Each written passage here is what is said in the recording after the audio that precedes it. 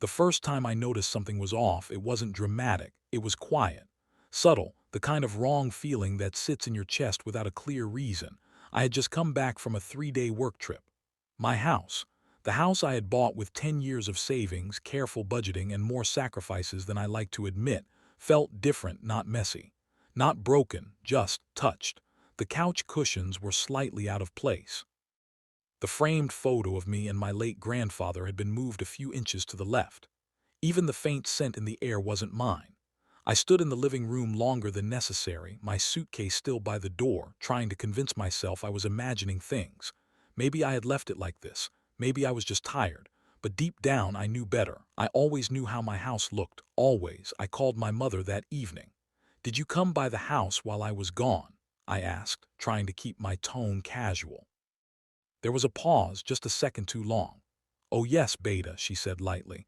"I thought I'd clean up a little, you've been so busy." Something in her voice felt rehearsed. "You had the key?" I asked. "Of course," she replied. "You gave it to us, remember? I had, a year ago, for emergencies, not for this." "Next time," I said carefully, "just let me know." "Why are you making it a big deal?" she snapped suddenly. "We're your parents." I swallowed, the irritation rising in my throat. "I'm not making it a big deal. I just want to know when someone enters my house," she huffed. "Fine." Hung up shortly after. I told myself that was the end of it. It wasn't. 2 weeks later, I came home early from work, and that's when everything changed. A pair of men's shoes sat near the entrance, not mine. I froze. Voices echoed faintly from the living room. I stepped forward slowly, heart pounding, and turned the corner. My parents were there. And so was my younger brother, Samir. They were standing in the middle of my living room. Measuring, a tape measure stretched across the wall.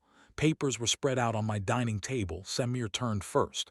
His face went pale. "You're home early," he said. "What is this?" My voice came out sharper than I intended. My father straightened. "We were just what?" I cut him off. My mother stepped in quickly. "We're helping Samir." "With what?" I demanded. Silence. Then Samir spoke, avoiding my eyes. "They said this house is bigger, better location. It would make more sense if you what?" I asked, my voice dangerously quiet. "If I lived here," he finished. For a moment I genuinely thought I had misheard him. "This is my house," I said slowly. My father sighed, as if I were the one being unreasonable. "You're not married, you don't need all this space." I stared at him, disbelief turning into anger. "So your solution is to give it to him?" "Don't say it like that," my mother said quickly. "We're family, what's yours is his." "No," I said firmly. "What's mine is mine." The room went cold. Samir shifted uncomfortably. "It's not a big deal, we can just—" "Get out," I said. "They froze. Of you," I added. "Get out of my house." That night I couldn't sleep, not because of what they said, but because of how easily they said it, as if it was already decided, as if I didn't matter. That's when I made a decision. The next morning I installed security cameras, not just at the front door, but inside, living room, hallway, entry points. I didn't tell anyone. Something in my gut told me this wasn't over. For a few days, nothing happened. Life went back to normal, or at least it pretended to. Then one afternoon while I was at work, my phone buzzed, motion detected. I opened the app, and my blood ran cold. My parents were inside my house. Again, but this time they weren't just cleaning. They had someone with them, a man in formal clothes, holding documents. I turned the volume up. "Yes, this is the property," my father was saying. The man nodded, looking around. "And the current owner," my mother smiled. "Our son, but we're handling everything." Grip tightened on the phone. "Handling everything. What about transfer authorization?" the man asked. "That will be arranged," my father replied. "He trusts us." I felt something snap inside me. They weren't just planning, they were trying to take my house legally, without telling me. I left work immediately. The drive home felt endless.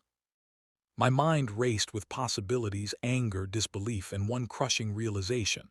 They thought I wouldn't fight back. When I reached the house, I didn't storm in. I walked in quietly. They were still there. The man was now seated at my dining table, papers spread out. Samir wasn't there this time, just my parents.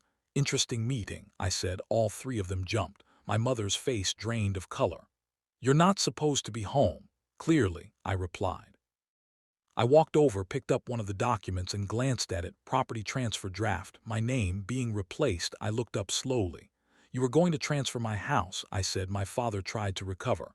"You're misunderstanding." "No," I cut him off. "I'm finally understanding." Man in the suit stood up awkwardly. Perhaps I should. Yes, I said without looking at him. You should. He didn't argue. He gathered his things and left quickly. Silence filled the room. Then my mother spoke, her voice trembling. We were going to tell you. When? I asked. After it was done, my father's expression hardened. You're overreacting. I let out a short, humorless laugh. Overreacting, I repeated. I pulled out my phone, opened the camera app, and turned the screen toward them, their faces captured clearly.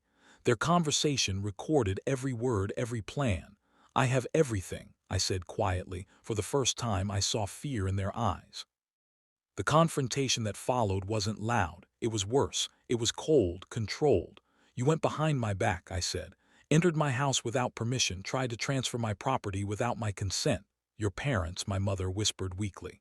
I'm your son, I replied, not your property. Father looked away. That house, I continued, was the one thing I built for myself, and you tried to take it. For your brother, my mother insisted. He needs it more. That's not your decision to make. Again, then I said the words I never thought I would. Give me the key. They both looked at me. My father asked. The key, I repeated. Now, slowly, reluctantly, my mother reached into her purse and placed it on the table. I picked it up. And for the first time in my life, I felt like something had shifted permanently. In the weeks that followed, things changed. I changed the locks. I limited contact. Samir tried to call me once. I didn't know it would go this far, he said. I believed him. But it didn't change anything. You stood there, I replied. That was enough. Didn't argue. The footage stayed saved, not because I planned to use it, but because I needed the reminder. Not everyone who calls you family will protect you. Sometimes they're the ones you need protection from. Months later, my house felt like mine again. The air was right. The silence was peaceful. The photo of my grandfather sat exactly where I had placed it. One evening, I stood in the living room looking around. Same walls. Same furniture, but a different understanding. This house wasn't just built with money.